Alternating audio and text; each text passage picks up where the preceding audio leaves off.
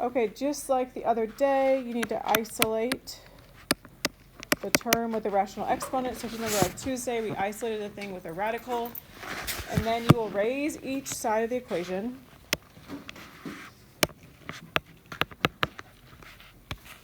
Using the reciprocal power. Reciprocal. Okay, reminder that a reciprocal is a fraction that's been flipped upside down. So if I have, let's say I've got a to the m over n, I would then raise it to the reciprocal of n over m. Okay? So whatever fraction you see for the exponent, please flip it upside down. Okay, and then you're going to remember that even roots, this only happens once today, even roots, which is the denominator number, require a plus or minus, meaning for those ones you would get two answers. And then you need to make sure you check the extraneous solutions. We talked about this the other day. This is like the important part because sometimes it doesn't work. So you're actually asking yourself, does it actually work? Yes or no, that's important. On your test, I will ask you to check the extraneous solutions, and if you do not, I will not give you full credit. No. All right. If you look at number 9, we talked about this on Tuesday. You got to isolate it first. So what's got to go? 2. So you're going to subtract the 2, which gets you, I'll zoom in so they like it. It's kind of stuck here. That would give me now 2x to the 3/4 power is equal to 8. Okay, my power here is 3/4, so to undo it, I raise it to the power of 4/3. Because 3/4 times 4/3 is 1. It would make that exponent go away. So this side gets raised to 4/3. I'm not doing anything fancy here. Also over here, which over here makes you put in parentheses because it wasn't already. That'll cancel out this one over here. I'm not going to like cross it out, but basically that makes the exponent go away. That's the whole point of doing it, because it multiplies to 1. And you're just left with 2x is equal to, okay. You need to actually think about what this means. This gets me some kind of root for 8. Which number goes in the root, or in the index? 3. It's a cube root. You have to know this. Yeah, it's a cube root. The bottom number goes in the index, raised to the 4th. Okay?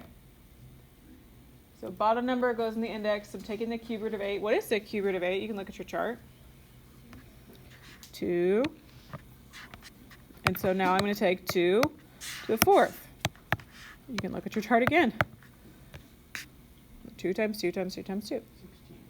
16. You're going to do the same kind of thing every time where you have to like swap it over to radical form so that you know what number you're actually talking about. Because we're talking about a number, but you have to evaluate. So do the root first and then raise it to a power. That would get me, divided by 2, gets me 8. Okay, do not box your answer because this is the check step you all know and love. Okay, check step. We did this on Tuesday. Do not change your equation. Do not move anything to the other side. Nothing. Keep it exactly the same. But we're plugging in 8. So it's 2 times 8 inside. Raised to the, what you originally had, was 3/4, right? Minus 2, we're hoping is equal to 10. You don't actually know yet. That's the whole point of doing this, question mark. Okay, well, what that give me inside? Would be 16, right? Okay, so 16. I am taking what kind of root of 16? What goes in the index? 4. It is the 4th root, the bottom number. You need a reminder, if you look at that poster on the wall, it's the bottom number that gets raised, that goes in the index, and then it gets raised to the 4th power. No, not 4th, sorry, 3. Okay. Minus 2. What is the 4th root of 16? It's 2. And then we're raising it to the 3rd. What is 2 to the 3rd?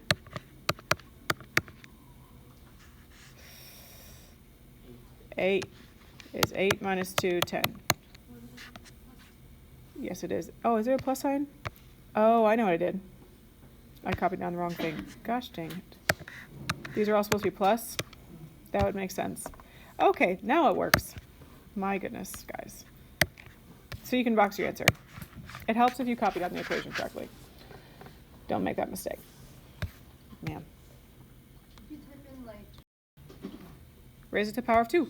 Yeah. You can do 2 over 1. It's the same thing, so just 2 is fine. 2, 2. And that would make the exponent on the left side, the 1/2 goes away now. X plus 30 is all you're left with, is equal to x squared. This is a fun one because it's going to be, it is already actually, quadratic. You can't actually solve it until it's equal to what? 0. So I would move the x, so subtract x, subtract 30, both sides. Can't combine those like terms, so it's this, right? X squared minus x minus 30 is equal to 0. Has 3 terms. How do you think you're going to solve it? Factoring x game. Yep. Okay, so play the x game. You can write down the little x if you want. I'm not going to. You're multiplying to negative 30. You are adding to negative 1.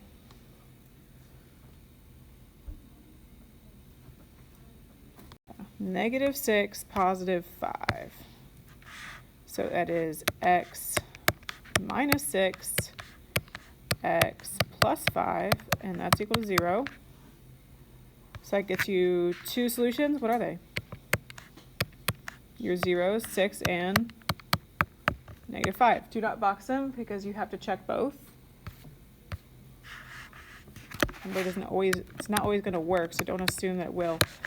So we'll start with 6. If I plug in, I'm going to use the actual equation this time, not mess it up. If I plug in 6, so I'm going to write the equation first correctly this time, and then I'll plug in. Okay, so if I put a 6 in here, we're trying to see, does this work? Okay, well, I would get 36 to 1/2, right? Okay, when I see a 1/2 power, what kind of root is that? Square root. You need to practice this today. The square root of positive 36, 6. Yes. So that one works. Do the same thing for negative 5. If I put negative 5 in, hold on. This would be negative 5. Negative 5. Okay, we're trying to check this. What do I get in the square root now? It would be positive 25 to 1/2 is equal to negative 5. So square root of positive 25 equals negative 5. Always? No. It could be positive 5, right? So no, this one does not work. Cross it out. The reciprocal of 1/3 is 3. It's a pretty easy one, actually. You just got to be careful with your negative stuff here. So you need to make sure that when I do negative 3 to the 3rd power, I put that in parentheses. If you're going to type it in your calculator, you can, or just use your brain. It's negative 3 times negative 3 times negative 3. So you can look at your chart. Obviously, 3 to the 3rd power is positive 27. If I do negative 3 to the 3rd power, it is a negative 27. Odds will get you a negative, evens will get you a positive. So this is a negative 27. And over here, you just now have 3x. What's your answer? Negative 9. You need to check it because you're not a fool. See if it actually works, because as you saw the last one, sometimes it doesn't. Okay, so 3 times negative 9. And if you want to show less work, like, that's fine. But I should know that you're plugging it back in. We're hoping this is negative 3. And you be cautious with negatives, right? So you've got negative 27. So 1/3 power. When I have a 1/3 power, it's actually what kind of root? Cube root. Is the cube root of negative 27 equal to negative 3? Yes. You are allowed to take the cube, like odd roots of negatives. You end up with an I if you do an even root, or like a square root, right? 3/2. Yeah. 3/2, and make sure 9 goes in parentheses, 3/2. Okay, this one is the one that, because you have an even root, it gets to be a little special. Okay, I'm going to swap this over right now. What kind of root is it for 9? Bottom number, square root, gets raised to the third. Okay, this is where, because you have an even root, this is an important one, even root, you need to have a plus or minus. Because when I take the square root of 9, I can get positive 9 or isn't that positive 9? Gosh. Positive 3 or negative 3, right? So it's going to be plus or minus 3. This only happens for even roots, and then it gets taken to the third.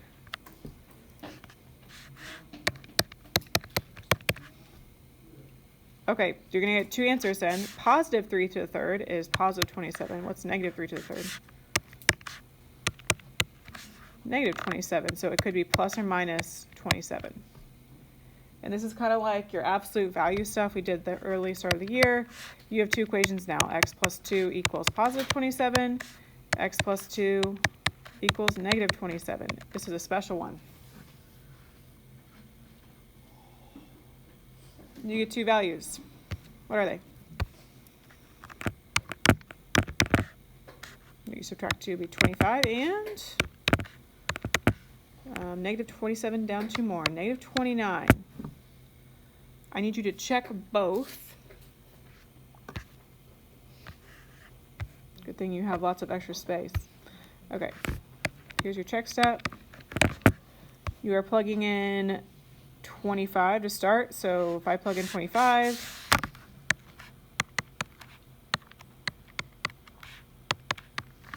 I would get this. So I am doing 27 to the 2/3, or the cube root of 27 squared. We're hoping that's 9. What's the cube root of 27?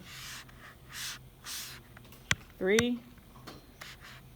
What's 3 squared? 9. Ta-da! You can probably do a lot of this in your head. So that means that x equals 25 is indeed an answer, and then you can go and do the same thing for the next one. Can you try the next one and see if it works out for you?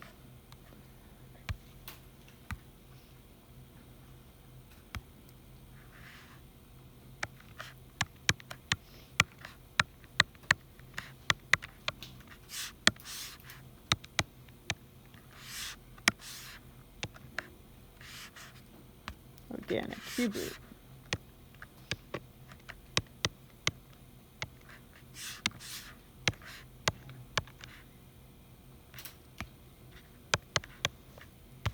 Strip this down.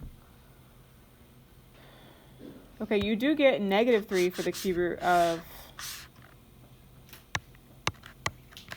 27, but negative 3 squared is not negative 9. Negative 3 times negative 3 is positive 10. So that's okay. You need to be careful, because anytime you add negative squared, it should give you positive. That's why we put it in parentheses, because doing negative 3 times itself gets you positive, always, okay? So actually both of these work. Be careful with negatives.